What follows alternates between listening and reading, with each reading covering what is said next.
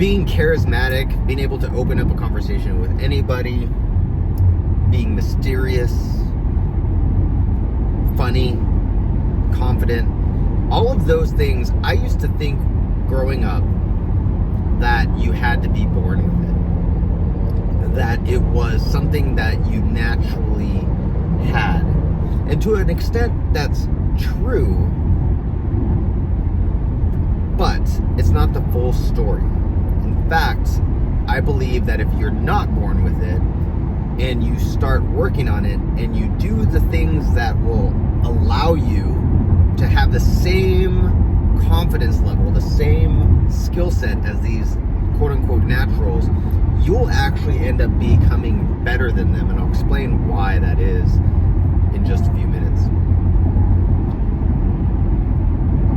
But in this video, I wanted to share with you how I went from absolutely shy, creepy, and I say creepy like quite literally, because of some situations that maybe I'll share later, I don't know, but shy, awkward, creepy, and just not sure of myself, to go from that to able to open up the conversation with absolutely everyone, having it to where people remember you wherever you go,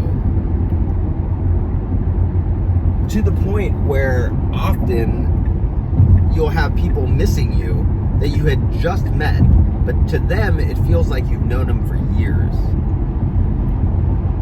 It is possible. I was not who I was growing up. I was not who I am now growing up.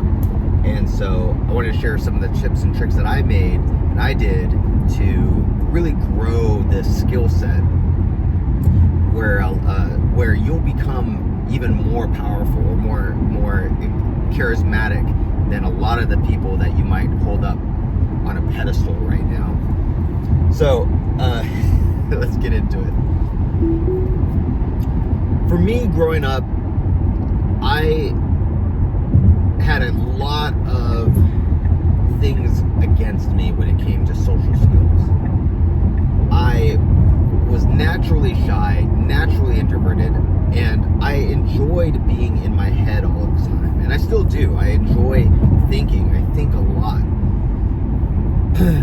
And on top of that, I grew up in a single-family household, really raised by my grandmother. And I had uncles and aunts that were much older than I was. And so I didn't really have anybody who was my age, brother, sister, that I could build a sort of confidence foundation with. That on top of the fact that I absolutely despised school. I had zero desire to be sitting at a desk all day long, every day. And so I spent most of my time drawing, spent most of my time daydreaming, and thinking about all of the things that I wanted to do, but my ultimately my teacher was the television. And so when I'm daydreaming, what do you think I'm thinking about? If there was a cute girl that I wanted to talk to in the 4th grade, 5th grade, I'm thinking of all the romantic stuff I could do. I could go and buy her a necklace and write a note confessing how much I loved her, and I would literally go to the Westminster Mall, which was maybe about a quarter mile, half a mile away from me. I'd walk over there. I'd saved up my allowance money, and I would go to one of the little jewelry shops, not the high-end ones, but the little kiosks that they would have. I'd go, and if I really, really, really liked a girl, I would go and buy like a gold necklace with the money that I had. And it might have like a little heart pendant or whatever. And then I'd get that. I go get a card from Hallmark or whatever as well.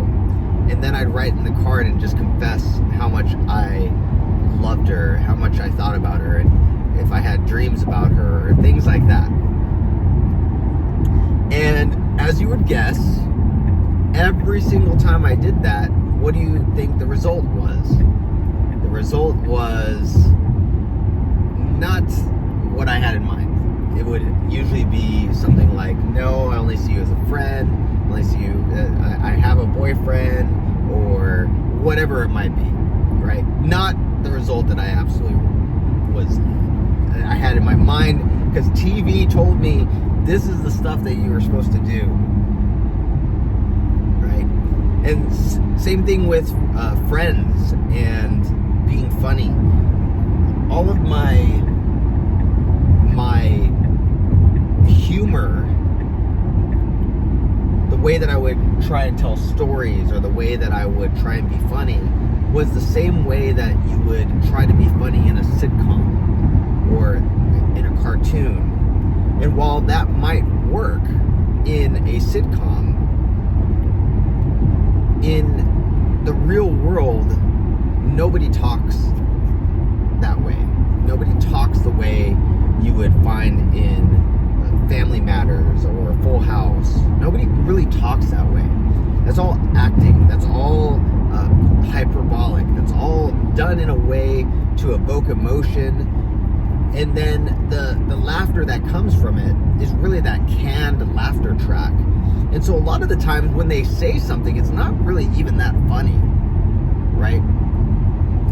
The reason why we think it's funny is because that canned laughter track is prompting us to say, hey, that was a funny moment, you should laugh like everybody else. And so I would take that humor and that dialogue and try to mold it into my day-to-day friendships and so on, which did not work because it's not human. It's not how the real world is. And so for me, growing up all throughout high school and even into college, a lot of my communication was based around that. And so having that as the foundation, it became very difficult to have the confidence in communicating with other people, mainly because there had been so much failure over and over and over again, because the foundation that I had built was a foundation of sand, a foundation of lies, a foundation that was not going to be successful no matter what, right?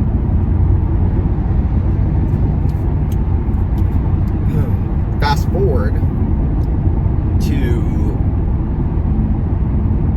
adulthood. A lot of that didn't change. There was definitely a learning experience where I became more able to communicate with people, but it really wasn't until, I want to say, this should give you hope, because this is all technique, all skill, all learning in a concentrated way. It really was not until, I would say, about 3 years ago, 2 years ago, that the version of me that you see now, being able to speak without saying and ah a lot, being able to communicate ideas in a way that is palatable, being able to have conversations, which I'll get into my secrets to having conversations, very powerful conversations in just a second, didn't come until like the last 3 years. Okay. And so what you're going to get right now, what you're going to get is my strategy for helping you to have these very, very powerful conversations. So I'm just going to get into it. I keep on kind of teasing. So part one, number one, rule number one, and wish I would have known from the very beginning, because I would have been a lot more successful in business. I would have been a lot more successful with the opposite sex. I would have been a lot more successful with people in general. Rule number one, if you want to have powerful conversations, if you want to have conversations that people want to continue to have with you on a regular basis, rule number one is ask questions. Your primary focus when you first meet somebody, and this happens also with people who you've known for a while, your first and foremost goal in the very beginning is to ask questions. Now you might think, well, how's that going to make me interesting? How is that going to make me funny? How is that going to make me give me ideas on what to say next, and what do I say next, and how do I carry on a longer conversation and be more interesting? This is probably the number one cheat code to conversations with anybody. People love to talk about themselves. That is the most interesting thing to anybody. And when people are talking about themselves, it does a number of things that are almost counterintuitive to how we were raised, how we were brought up, how media tells us to talk and have conversations. Like if you go and look at the sitcom Friends, how often are they asking questions of each other? They're mainly talking at each other, and then you get a laugh track, right? The power of questions is that you'll have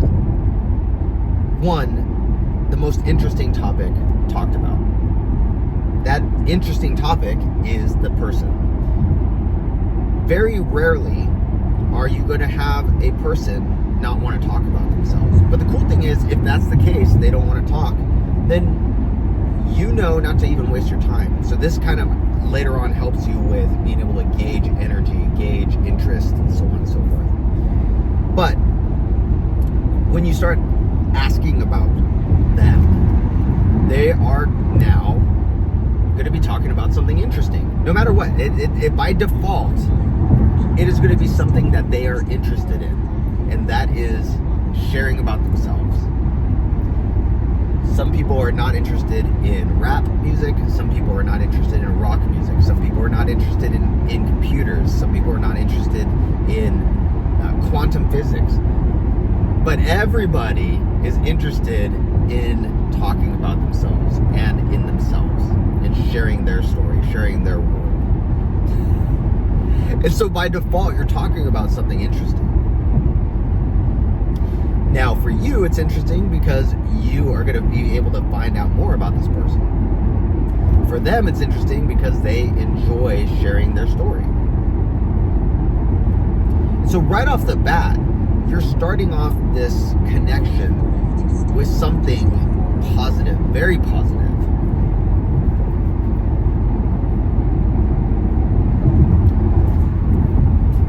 From there, it does another thing. And this is especially true with the opposite sex, from man to woman. Okay? If you are a man, one of the most attractive things that you can display is mystery. But how can you be mysterious if all you're doing is talking about yourself and sharing everything about yourself and all your likes and dislikes and why you're amazing and why you have a six-figure job, why you make 7 figures in your business, why you can't.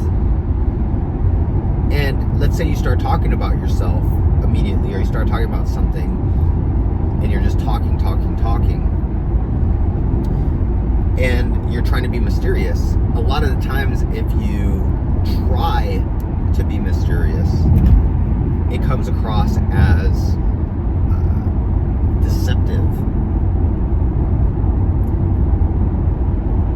talking about yourself, and then they ask somebody, the opposite sex asks a question of you, and they're like, oh, well, I don't know about that. Maybe I'll tell you later. Very deceptive. It just comes across as try hard, right? But if you're asking questions and you are finding out about how long have they worked there, you seem like you might be a really deep thinker. I'm guessing that you don't really like to have small talk. Questions that are about the person, and they're talking for 5 minutes, 15 minutes, 30 minutes. Eventually, they're going to want to know about you, right? They're thinking, who is this guy? Who is this person? One, I love talking about them. Even though they're talking about themselves, I love talking to them. Who is this guy? And so then they ask a question, and you answer it real quick, but then you ask another question. Boom, it goes right back to them. And you're still staying mysterious. You're still staying interesting. You're letting them come up with the ideas, the topics, how long they want to talk, how much time they have to talk, and so on. You're not even really having to think about anything. You're maintaining the interest because it's about them. You're maintaining the entertainment. You're gathering information about them that you can use later on for jokes, for humor, things like that. You are doing so many different things in just asking questions that it makes you so much more interesting. The third thing that it does is that it differentiates you from everybody else. Think about how many times you talk to somebody and they are talking about their day, talking about the problems that they're having, talking about what they plan to do that day, talking about negative stuff, positive stuff, whatever. But think of how often, especially if you're in retail, how often you talk to somebody, like let's say you're at the checkout counter, you're checking somebody out. How often you talk to somebody and it's, hey, how are you? Oh, I'm good. You? Oh yeah, no, good.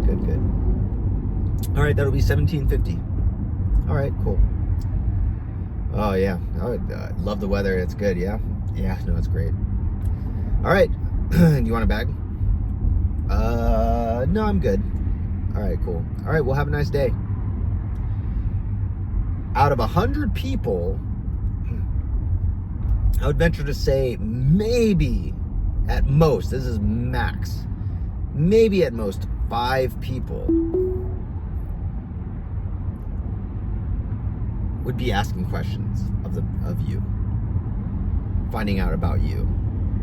Most people would just run that same loop over and over and over again. So immediately you differentiate yourself from every other person out there. Okay? You differentiate yourself. You become immediately interesting. Because who's this person? Who's this guy who is breaking the mold of the last 50 people who have said, how are you doing? Oh, good. Yeah, good. All right, yeah, back. Yeah, okay. Who is this guy?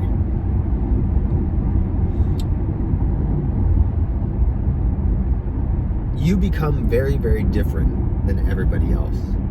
Everybody else runs on autopilot. Everybody else worries about themselves. Everyone else is self-seeking, self-serving. And when you go from self-seeking to self-serving to giving of value, giving of entertainment, giving of a good time, you are somebody special.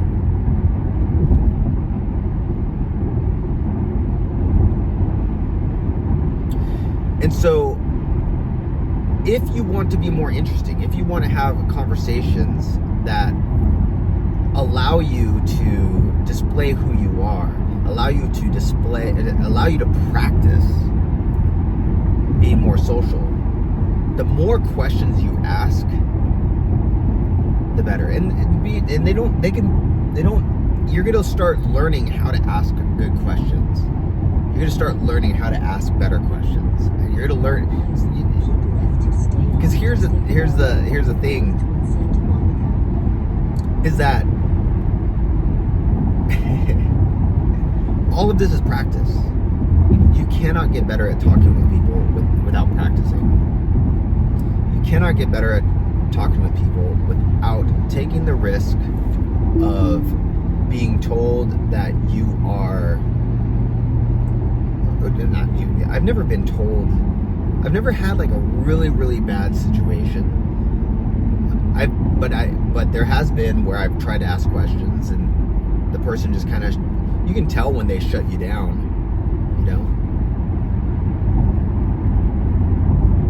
You can tell when they shut you down and when they are not like willing to, they're not willing to continue the conversation. And when they're shutting you down, it's another learning experience. You get to feel the energy, okay? Which leads me into really two other cheat codes. So really the biggest cheat code is that is really asking questions. But the other two cheat codes is the first cheat code, the second cheat code I should say, is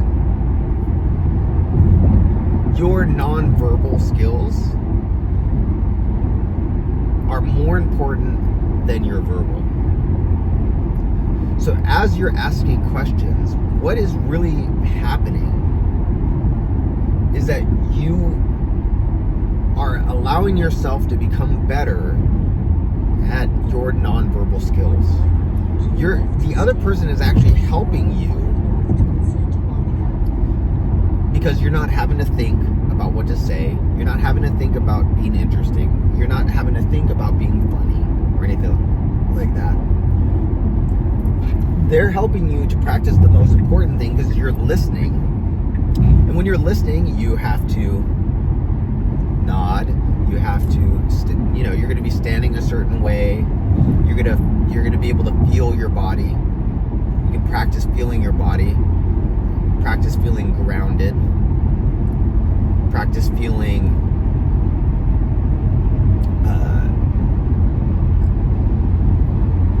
not in your head. Because a lot of the time, especially guys, as soon as you are talking with someone, you immediately go up into your head. You can't feel your body. You might be twitching. You might be clapping. You might be tapping your foot. You might be doing whatever. But now you can focus on, how am I standing? How am I sitting? How am I giving good eye contact? Things like that. And then, as you're practicing that nonverbal communication, as you're getting better and better at that, it leads you to number 3, which is feeling somebody else's energy. When you're asking questions and you're in a conversation, you start feeling your body, you're going to start feeling other people's energy.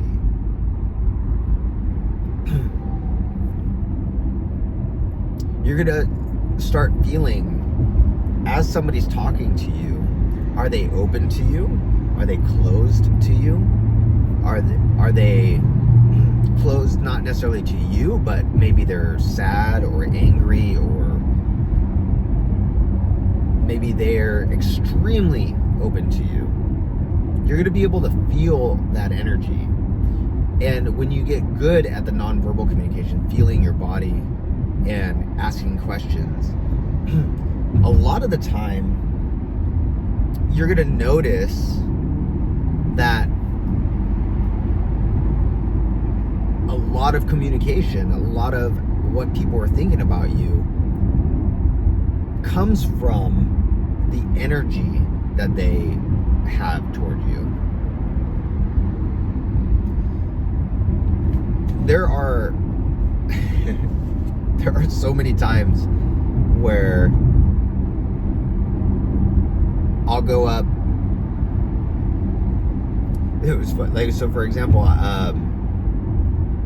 there are times, okay, I'll give you a story right after this, but there are times where I go up to somebody at a store counter, clerk or whatever, and I ask a question, and it's a one-word answer, and they're looking down at the screen and stuff like that. You can feel the energy, you can feel the closed offness, you can feel whatever reason. You don't take it personally. Nope, not everyone's gonna like you. You feel the closed offness, and that is your cue to just get on with it. There's no real interest in any type of communication. It might have nothing to do with you at all.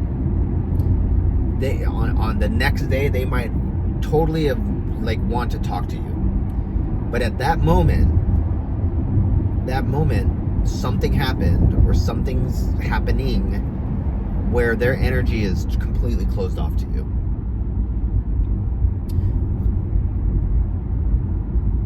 Yesterday I was at a Japanese store, and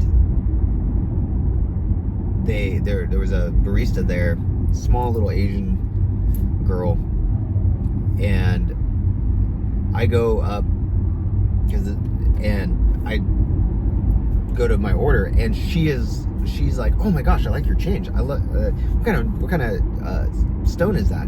Oh, I've never heard of that stone." And like totally open. I'm like trying to ask questions of her.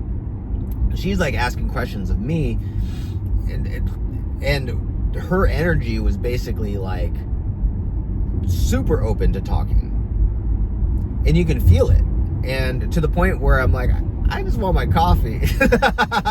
Not that I wouldn't talk or anything like that, but I had some things to do and stuff. Some people are going to be much more open energetically to talking to you, and the next day she might be totally closed off. You never know, but you start gauging and feeling, and then you start to see that you start to not take things personally with it. So then you're going to be able to compound all of these different things. The energy that somebody has, the nonverbal communication that somebody has and that you have, and then ultimately the questions that you ask. All of these different things are going to allow you to create these experiences, these moments that bless you and bless other people, and you'll get better and better and better and better and better at it, to the point where you can see, it's so funny, like you get good at it, so good at it that you could feel in a room who is open to talk and who's not. You can open up somebody who looks like they are angry or mad or whatever, but you can kind of feel that they're not, and you go and ask a question and you find out that they're excited to talk to you. But it's by asking the question, by asking something about them, that you were able to open up that conversation. You'll have experiences where you are talking with someone, you're asking questions, and you can feel you're asking questions and you can feel energetically they're open. The questions, they're giving like one word answers and so on, but non-verbally they're also open, but you realize that maybe they're busy, or maybe they are preoccupied, or maybe and you start to be able to create, like, really almost read people's minds, read people's you start to read people's thoughts. It's crazy. And so I'm rambling. I'll probably do a video on each one of these things, because there is that's interesting. Wonder what's going on the other side of the freeway right now. There are just a bunch of motorcycle cops, no cars whatsoever, just one cop after another after another after another. Not sure why. Maybe there's like a dignitary or something like that. Anyway, so these are cheat codes. Biggest cheat code: ask questions. Okay. Oh yeah, that's crazy. Maybe the president's here. Anyway, biggest cheat code is ask questions. From there, you're going to be able to be interesting. It totally is the freaking president. That's crazy. Whoa. Huh. I did not realize Trump was freaking over here. Or not. This is not, that's not President Biden. That was former President Trump that just went by. That's crazy. Anyway. That's cool. So, anyway, so ask questions. You're going to be interesting. And then from there, go and you're going to be able to have nonverbal skills increased. And then from there, you're going to start feeling people's energy. So, anyway, this was quite a long one. Normally, I don't go this long. If you have any questions, please let me know in the comments. And yes, I rambled at the end, but it is what it is. So, all right, see ya.